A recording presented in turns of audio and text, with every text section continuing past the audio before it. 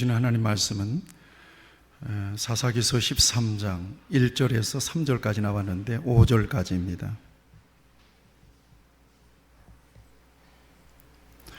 사사기서 13장 1절에서 5절까지 기록된 계시의 말씀을 제가 봉독할 때에 하나님께서 여러분에게 주의 음성을 들려주시길 바랍니다.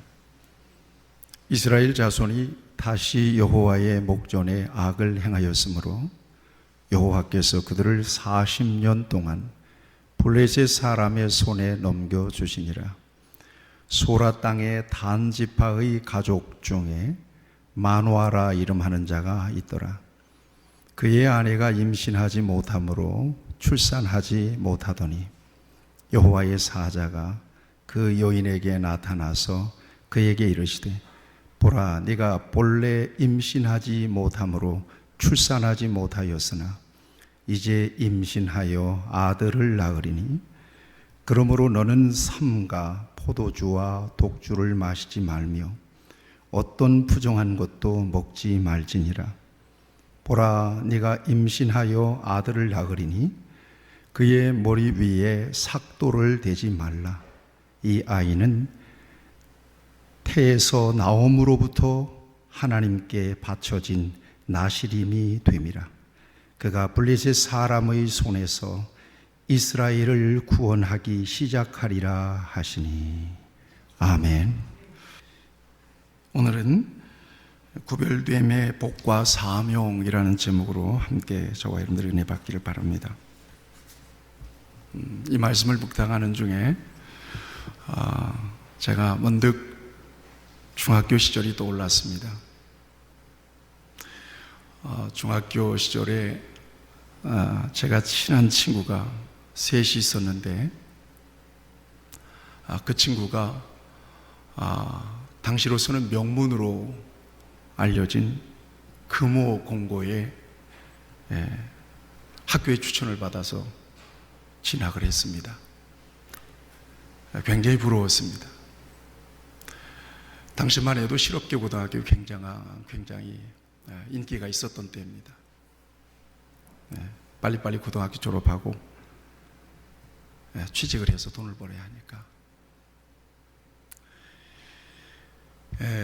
그런데 이 금호 공고는 왜 그렇게 유명한가 하면 고 박정희 대통령이 공고를 설립했다고 합니다.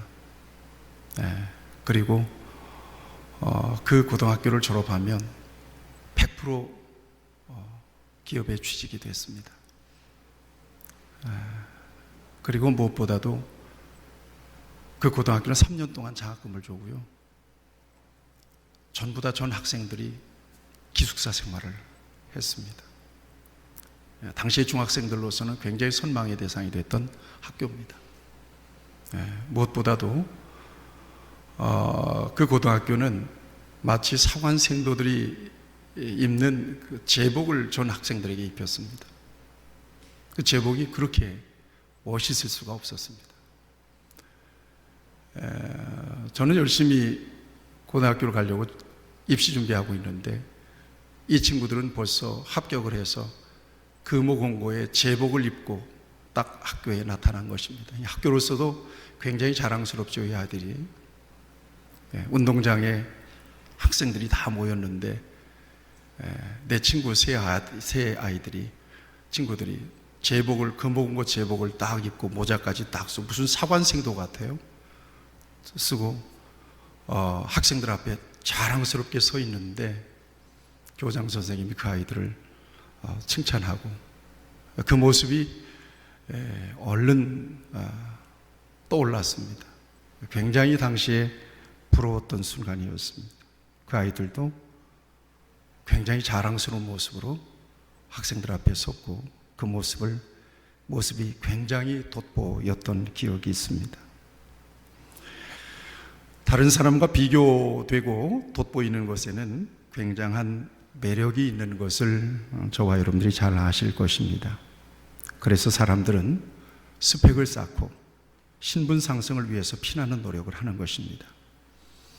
인류 대학을 나오고 대기업에 취직하고 중산층 대열에서 안정되게 살기 위해서 치열한 경쟁을 벌입니다. 그 이유가 어디 있습니까? 돋보이는 인생을 살기 위해서입니다. 지금 이곳에서 우리는 고만고만하게 살고 있기 때문에 그 세계에 대해서 전혀 모르지만 정말 생활 수준이 우리가 상상할 수 없을 정도로 다른 상류 사회가 있다는 거예요. 그 사람들은 사는 집, 먹는 것, 입는 것, 씀씀이 생활 수준이 보통 사람들과는 비교할 수가 없다는 것입니다. 그들은 그 자리에서 보통 사람들과 다르다는 구별의식을 갖고 인생을 누리는 것입니다. 우리도 한번 경험해 보는 것이 참 꿈이기도 합니다만 보통 사람들과는 전혀 다른 세계 속에서 그분들은 특별한 구별의식을 가지고 산다는 것이죠. 여러분, 한편 저와 여러분들도 구별된 사람들이라는 것을 인식하고 계실 거라고 생각합니다. 우리 같이 고백해 봅시다. 나도 구별된 사람입니다. 그렇습니다. 앞에서 언급했던 그 같은 구별과는 전혀 다른 차원에서 구별된 삶을 살아가는 사람들이 바로 저와 여러분들입니다. 어쩌면 앞에서 언급했던 그 같은 구별됨은 역설적인 차원에서 구별된 삶을 살아가는 사람들이 바로 저와 여러분들입니다. 가는 길이 전혀 다르고 삶의 목적이 전혀 다릅니다. 그 사람들이 바로 성도라고 한 이름 붙여진 저와 여러분들입니다.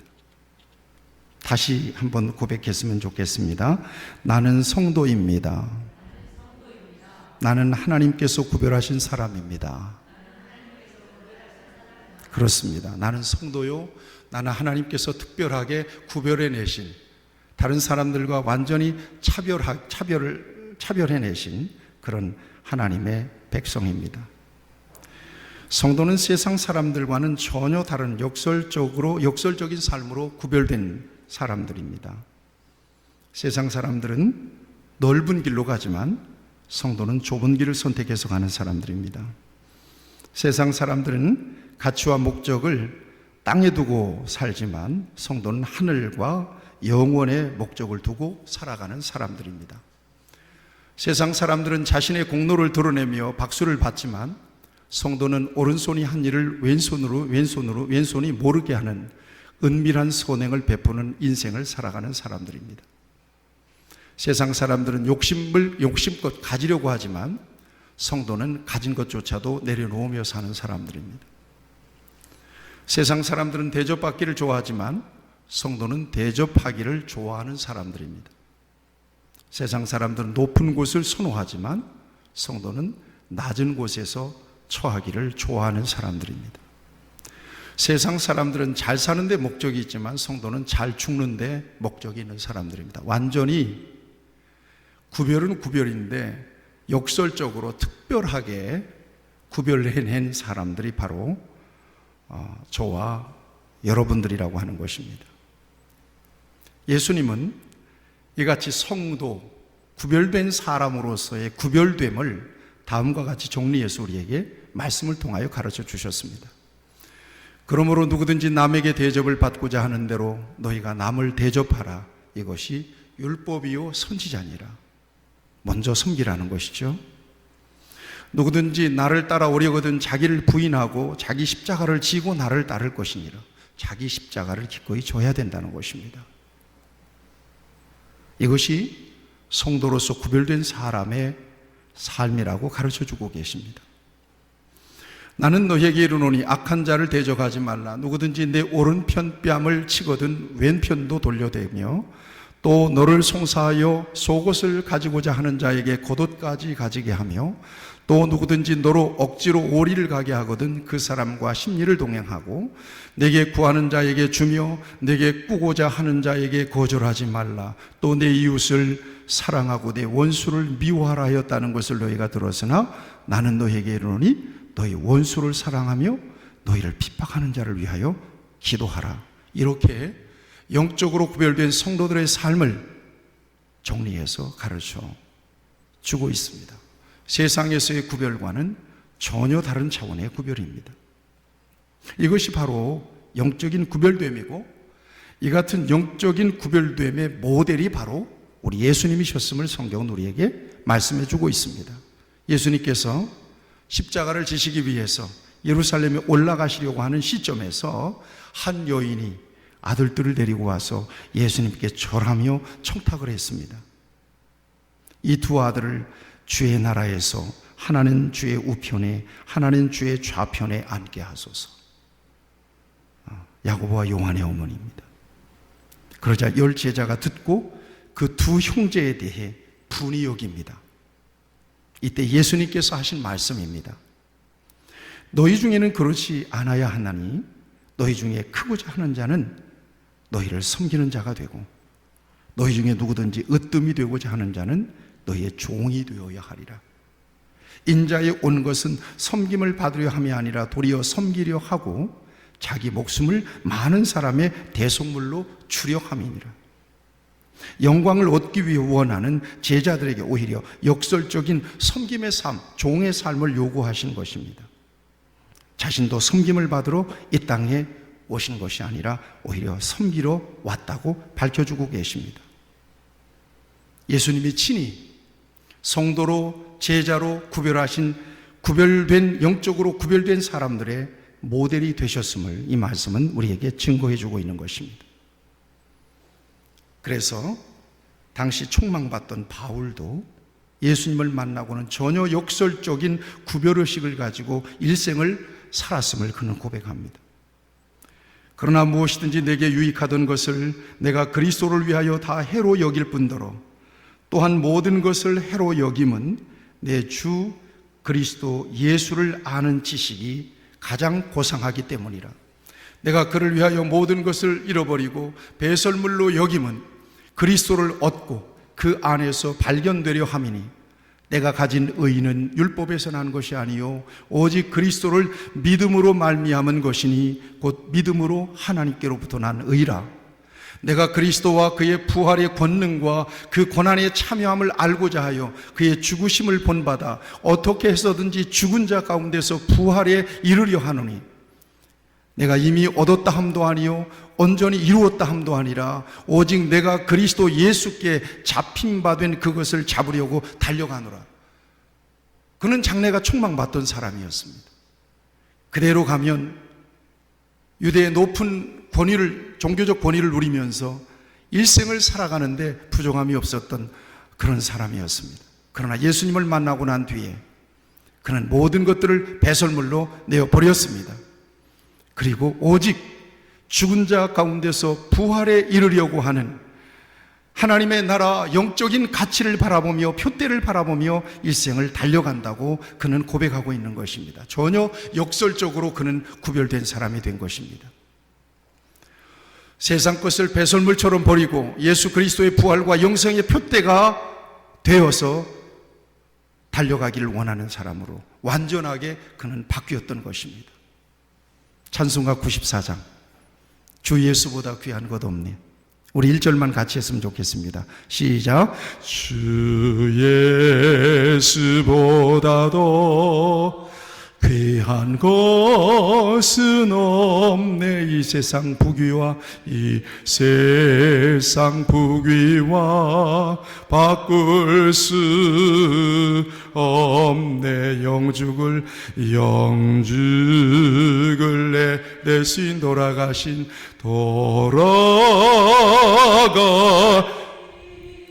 그 놀라운 사랑 잊지 못 세상 즐거움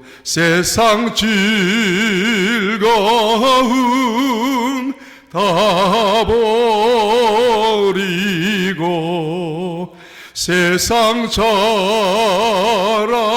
다 버렸네. 주 예수보다도 귀한 것은 없네. 예수 밖에는 없네. 이렇게 바뀌는 거예요. 이것은 우리의 고백이에요. 예수님 만나기 전에는 그렇지 않았어요. 세상에서 무엇을 좀 어떻게 하면 잘 살아보고 어떻게 하면 남보다 더 구별된 자리에서, 특별한 자리에서 이 세상을 누릴 것인가 고심하면서 내 인생을 허비했던 사람들이 바로 저와 여러분들이에요. 그런데 예수님을 만나고 나니까 전혀 다른 인생의 가치가 예수 그리스도 안에 있음을 발견하게 되었습니다. 이건 바로 영적인 가치. 이것은 바로 부활과 영생에 대한 소망, 하나님의 나라에 대한 소망. 이것은 변하지 않아요. 이것은 바뀌지 않습니다. 그 가치를 발견하게 되는 것입니다. 그래서 내 안에 있는 세상적인 가치들, 내가 그렇게 소중하게 여겼던 것들을 과감하게 배설물처럼 버릴 수가 있게 된 것입니다. 이제는 예수님과 그 무엇과도 바꿀 수가 없는 그런 인생이 되었습니다. 436장 찬송에도 그런 고백이 있잖아요. 주 안에 감추인 새 생명 얻으니 이전에 쫓던 것 이제는 값없다는 거예요. 여러분, 이건 단순히 부를 수 있는 찬양이 아니에요. 하늘의 은혜와 평화를 맛보니까 찬송과 기도로 주와 함께 살리라. 여러분, 이것은 저와 여러분들에게 있어서 가장 중요한 가치의 변화가 왔다는 고백이며 찬송입니다. 이같이 변화된 사도 바울은 똑같이 영적으로 구별된 하나님의 백성들을 향하여 이렇게 교훈합니다. 당신들도 이같이 변화되어서 오직 예수 그리스도가 여러분들의 주인이 되고 여러분들의 인생의 최고의 가치가 되어서 이 세상이 아니라 하나님의 나라를 가슴에 안고 예수와 함께 살라는 것입니다. 그래서 빌립보서에서 이렇게 교훈합니다. 너희 안에 이 마음을 품으라. 곧 그리스도 예수의 마음이. 그는 근본 하나님의 본체시나 하나님과 동등됨을 취할 것으로 여기지 아니하시고 오히려 자기를 비워 종의 형체를 가지사 사람들과 같이 되셨고 사람의 모양으로 나타나사 자기를 낮추시고 죽기까지 복종하셨으니 곧 십자가에 죽으심이라. 곧 예수 그리스도처럼 살라고, 그렇게 살아야 된다고, 그렇게 살라고 하나님께서 와 여러분들을 불러내셔서 구별하셨다고 교훈하고 있는 것입니다. 사랑하는 여러분, 진정으로 예수님을 만나셨다면 세상 사람들과는 전혀 다른 영적인 구별됨을 통하여 예수님의 삶을 재현하고 예수님을 따라가는 신실한 주님의 제자로 살아가시는 저와 여러분들이 되시기를 축복합니다. 오늘 본문 말씀을 보세요. 오늘 본문은 사사기의 마지막 사사인 12번째 사사 삼손이 출생 과정을 우리에게 보여주고 있습니다. 바야흐로 그때는 이스라엘 백성들이 범죄해서 무려 40년 동안 블레셋에 의해서 압제를 받던 영적으로 깜깜하고 어두웠던 시기였습니다. 먼저 우리가 기억해야 될 것은 하나님은 하나님의 백성들을 결코 포기하지 않으십니다. 우리 같이 고백합시다. 하나님은 하나님의 백성들을 결코 포기하지 않으십니다. 믿습니까? 우리 같이 고백합시다. 하나님은 나를 결코 포기하지 않으십니다. 이게 바로 저와 여러분들의 하나님이십니다. 하나님은 택하신 백성들을 버리지 않으십니다. 하나님은 택하신 백성들을 포기하지 않으십니다. 하나님은 택하신 백성들을 잊어버리지 않으십니다. 하나님의 때에 반드시 구원하시고 회복시키셔서 하나님의 목적을, 구원의 목적을 이루십니다. 그러므로 저와 여러분들이 끝까지 하나님을 향한 믿음을 포기해서는 안 될 것입니다.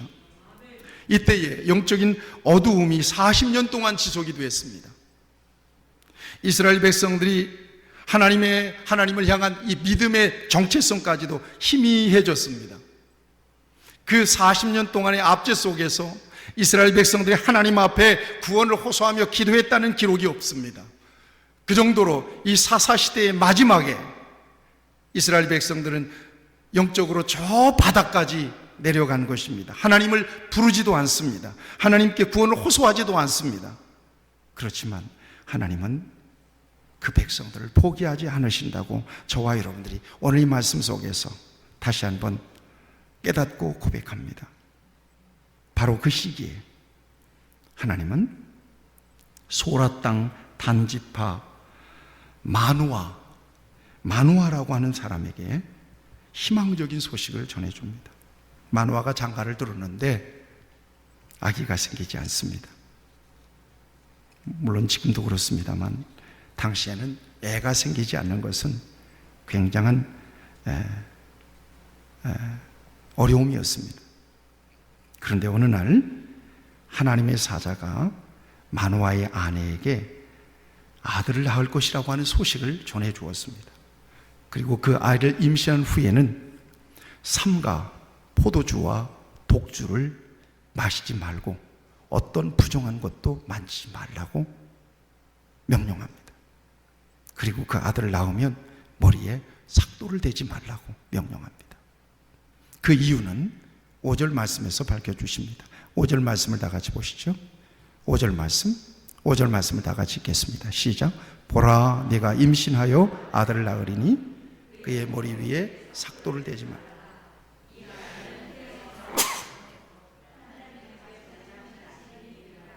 그가 블레셋 사람의 손에서 이스라엘을 구원하기 시작하니라. 아멘. 나실인이 되었다는 거예요. 나면서부터 나실인이었다는 것입니다. 나실인, 나지르라고 하는 말은 구별됐다는 거예요. 헌신되었다는 것입니다.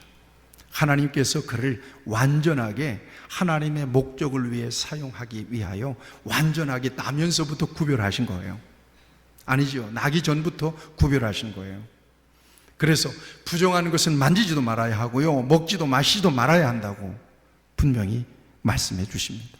그래서 나신인이 되면 독주, 여기서 말하는 독주는 보리로 만든 술이니까 오늘날로 말하면 뭘까요? 맥주가 당시에 독주였습니다. 수혜주가 아닙니다. 맥주입니다. 어떤 사람들은 맥주를 음료처럼 생각하시는데 독주입니다. 그 다음에 포도주뿐만 아니라 포도에서 나오는 모든 것, 흰포도즙도 안 돼요. 생포도도 안 돼요. 말린 포도도 먹어서는 안 돼요. 완전하게 끊으라. 두 번째는 평생 머리를 깎지 않습니다. 가끔 해외 토픽에 보면 막 평생 머리를 안 깎아가지고 막 있는 사람들 있잖아요. 평생 어쨌든 머리를 깎지 않습니다. 세 번째는 동물의 시체, 사체, 사람의 시체 절대로 못 만져요. 자기 부모가 죽었어도 나실이는 결코 그 시체를 가까이 하면 안 돼요. 그리고 그의 사명이 있습니다. 오늘 5절에서 나타나죠. 블레셋 사람의 손에서 이스라엘을 구원하기 시작하리라. 이게 나실인 삼손의 사명이었습니다. 그러니까 나실인은 중요한 지켜야 될 규례가 있었고요, 감당해야 될 중요한 사명이 있었던 거예요. 그런 차원에서 저는 이 나실인을 통해서 오늘 우리 그리스도인들을 보는 거예요. 성도를 보는 거예요. 성도라고 하는 말은 구별됐다는 거잖아요.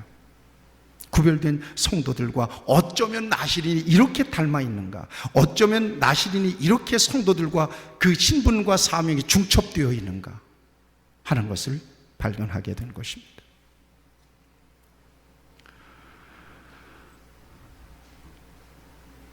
나실인 삼손과 그의 사명을 통해서 오늘 그리스도인과 동일한 신분과 사명을 발견합니다. 한번 비교해 보겠습니다. 나실인 삼손은 나면서부터 구별된 사람입니다. 오늘날 성도도 거듭난 순간부터 구별됐습니다. 나실인 삼손에게 이스라엘 구원에 대한 사명이 주어졌습니다. 오늘 그리스도인인 성도들도 이 세상을 구원해야 되는 중요한 사명이 맡겨져 있습니다. 정확하게 나실인과 그리스도인, 나실인 삼손과 그리스도인이, 성도가 완전히 딱 아구가 맞는, 겹쳐 있는 그런 신분과 사명을 가졌다는 것입니다. 그런 의미에서 저와 여러분들은 영적인 나실인입니다. 이걸 여러분들의 마음 깊이 새겨 놓으시길 바랍니다. 같이 고백합시다. 나는 영적인 나실인입니다. 그렇습니다. 나실인의 신분은 하나님이 정하십니다. 성도의 신분도 하나님이 정하십니다. 믿음은 완전히 하나님의 선택과 부르심으로 되는 것이기 때문에 성도의 신분은 하나님이 정하시고 성도로 하나님께서 불러내셔서 그가 예수 그리스도를 영접하는 그 순간부터 그는 영적인 나실인이 되어서 세상에서 구별되는 것입니다. 그리고 하나님께서 그에게 부여하신 특별한 사명을 감당하게 되는 것입니다. 나실인에게 규례가 있듯이 성도들에게도 규례가 있습니다. 성도들에게도 지켜야 될 규례가 있습니다. 나실인은 부정한 것을 만지지도 말고 먹지도 말아야 했습니다. 당연히 부정한 곳에 가지 말아야 했습니다. 포도주와 독주 마시지 말아야 했습니다. 성도의 규례가 있습니다. 성도의 규례 어떤 것일까요? 예수님은 분명히 산상수훈을 통해서 성도의 지켜내야 될 규례에 대한 말씀을 주고 계십니다. 마태복음 5장 13절 15절 우리가 잘 아는 말씀입니다. 너희는 세상의 소금이니 소금이 만일 그 맛을 잃으면 무엇으로 짜게 하리요? 후에는 아무 쓸데없어 다만 밖에 버려져 사람에게 밟힐 뿐이니라. 너희는 세상의 빛이라. 산 위에 있는 동네가 숨기지 못할 것이요 사람이 등불을 켜서 말 아래 두지 아니하고 등경 위에 두나니 이러므로 집안 모든 사람에게 비치느니라. 빛과 소금의 사명입니다. 세상의 기준이 되는 사명입니다. 성경은 일관되게 성도의 삶을 빛이라고 소개하고 있습니다. 데살로니가전서 5장 8절의 9절 말씀에 보면 우리는 낮에 속하였으니 정신을 차리고 믿음과 사랑의 호심경을 붙이고 구원의 소망의 투구를 쓰자. 하나님이 우리를 세우시면 노하심에 이르게 하심이 아니요 오직 우리를 주 예수 그리스도로 말미암아 구원을 받게 하려 하심이라고 분명히 말씀하고 있습니다. 낮에 속했다는 것입니다. 빛의 사명이 있다는 것입니다. 소금의 사명이 있다는 것입니다. 이것이 바로 성도의 신분, 영적으로 구별된 성도의 신분이라고 분명하게 말씀해 주고 있는 것입니다. 사도 바울을 통해서도 우리에게 분명한 신분에 따른 규례를 가르쳐 줍니다. 로마서 12장 1절 2절 그러므로 사랑하는 형제들아 내가 하나님의 모든 자비하심으로 너희를 권하노니 너희 몸을 하나님이 기뻐하시는 거룩한 산 제물로 드리라. 이는 너희 드릴 영적 예배니라. 너희는 이 세대를 본받지 말고 오직 마음을 새롭게 함으로 변화를 받아 하나님의 선하시고 기뻐하시고 온전하신 뜻이 무엇인지 분별하도록 하라. 이것이 바로 성도들이 이 세상에서 구별되게 지켜나가야 될 중요한 규례라고 가르쳐주고 있는 것입니다. 로마서 13장 11절 14절에서도 이렇게 말씀하십니다. 또한 너희가 이 시기를 알거니와 자다가 깰 때가 벌써 되었으니 이는 이제 우리 구원이 처음 믿을 때보다 가까웠습니다. 밤이 깊고 낮이 가까웠으니 그러므로 우리가 어둠의 일을 벗고 빛의 갑옷을 입자. 낮에와 같이 단정히 행하고 방탕과 술 취하지 말며 음란과 호색하지 말며 투기와 시기하지 말고 오직 주 예수 그리스도로 옷 입고 정욕을 위하여 육신의 일을 도모하지 말라고 분명하게 구별된 영적으로 구별된 성도들의 삶의 규례를 신분의 규례를 이렇게 정해서 가르쳐주고 있습니다. 사랑하는 성도 여러분, 가끔 여러분들에게 보내드리는 문자 가운데서 다음과 같은 문구를 여러분들이 혹시 기억하고 계시니 모르겠습니다. 우리는 성경을 읽지만 세상은 그리스도인을 읽습니다. 믿는 여러분은 성경을 읽겠지만 믿지 않는 가족들은 여러분들을 읽습니다. 믿는 여러분은 성경을 읽지만 믿지 않는 회사와 직장 동료들은 여러분들을 읽습니다. 세상 사람들은 그리스도를 통해서, 그리스도인들을 통해서 하나님을 찾기를 원합니다. 세상은 이 땅의 교회를 통해서 하나님을 보기를 원합니다. 구별된 삶입니다. 영적으로 구별된 삶, 영적 나시린으로서의 삶을 통해서 하나님을 보여주고 예수 그리스도를 보여주고 그리스도인들이 궁극적으로 가지고 있는 소망을 보여주어야 할 것이며, 먹는 것, 마시는 것, 표정과 말, 진실한 태도와 겸손을 통해서 저와 여러분들이 영적으로 구별된 영적 나실인으로서 하나님을 드러내고 예수 그리스도를 드러내야 한다는 말씀입니다. 오늘날 신앙의 위기는 세상과의 경계가 모호하다는 데 있습니다. 믿는 사람들인가 안 믿는 사람들인가, 신분적으로는 성도요 교인이요 교회를 다니지만 세상에 나가서는 전혀 교인인지 아닌지를 분별할 수 없다는 것이 오늘 교회의 위기며 오늘 성도들의 신앙 영적인 위기라고 하는 것입니다. 세상은 세상일 뿐입니다. 세상은 더럽고 추하고 악하고 냄새나도 본래 그런 세상이니 비판할 필요가 없습니다. 중요한 건 그 세상 속에서 내가 성도로서 구별된 영향력을 발휘하면서 세상을 변화시키고 있느냐 하는 것이 중요합니다. 하나님께서는 하나님 앞에 섰을 때 우리를 판단하실 것입니다. 영적으로 구별해내신 저와 여러분들이 전혀 다른 영적인 삶의 가치를 가지고 이 땅에서 불편을 겪고 손해를 보더라도 진실하게 버릴 것은 버리고 끊을 것은 끊어내며 진정으로 영적으로 구별된 나실인으로서의 삶을 살아가는지에 대한 분명한 평가를 주님 앞에 서게 될 때 하실 것입니다. 예수님은 말씀하십니다. 이같이 너희 빛이 사람 앞에 비치게 하여 그들로 너희 착한 행실을 보고 하늘에 계신 너희 아버지께 영광을 돌리게 하라.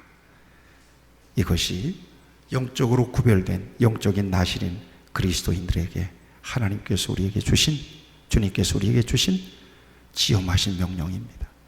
이 시대에 진정한 영적 나실인이 되어서 세상을 구원하고 세상을 변화시키는 일을 위하여 귀하게 쓰임받는 우리 성도들이 되시기를 주님의 이름으로 축복합니다. 같이 기도하시겠습니다. 하나님의 말씀을 생각하면서 잠시 하나님 앞에 기도하기 원합니다. 저와 여러분들을 바라볼 때 어떤 모습 속에서 영적으로 구별됐다고 세상은 느낄까요? 어김없이 교회에 나와서 예배를 드리고 종교적 의무를 다하고 있지만 그러나 여전히 변화되지 못한 우리의 삶이 있습니다. 하나님은 분명하게 영적 제사장으로 영적 나실인으로 우리를 구별하셨지만 구별되지 못한 삶의 자리가 있습니다. 하나님은 이 말씀을 통해서 너는 구별됐어. 너 나실인이야. 너 그거면 안 되지.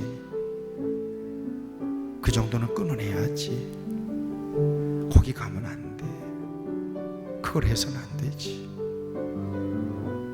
여러분 삼손의 역사를 보면 이 나실인으로 그가 평생에 구별되어 있지만 나실인으로서 자신의 신분을 짓밟고 오히려 타락함으로써 하나님의 영광과 영적인 신분을 잃어버리고 망각하고 그렇게 살아간 결과가 얼마나 비참했는지를 보여줍니다. 오늘 이 말씀이 저와 여러분 이 땅의 하나님의 교회에 주시는 하나님의 음성이 되기를 바랍니다. 가슴으로 우리의 삶의 자리를 돌아보십시다. 가정에서 나실인입니까? 여러분들의 직장과 세상에서 여러분들이 진정으로 구별되게 살아가고 있습니까?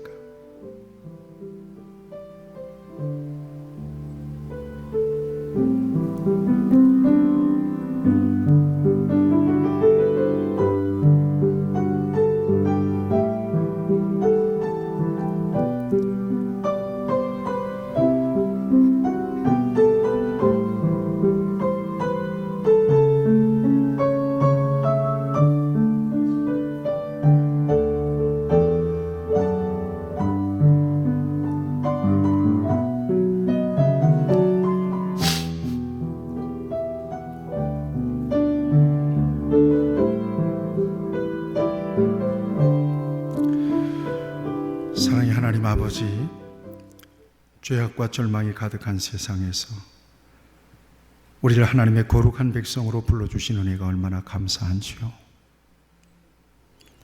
오늘도 어떻게 행할지를 가르쳐 주시고 하나님께서 우리에게 들려주시는 음성을 구하면서 하나님이 기뻐하시는 삶의 제사를 드리며 맡겨주신 귀한 사명을 감당하기에 부족함이 없는 구별된 영적인 구별된 삶을 포기하지 않는 우리 모두가 되게 하여 주시고 어디에 있든지 변함없는 모습으로 하나님의 자녀의 구별된 권세와 사명을 감당하는 우리 모두가 되게 하여 주옵소서.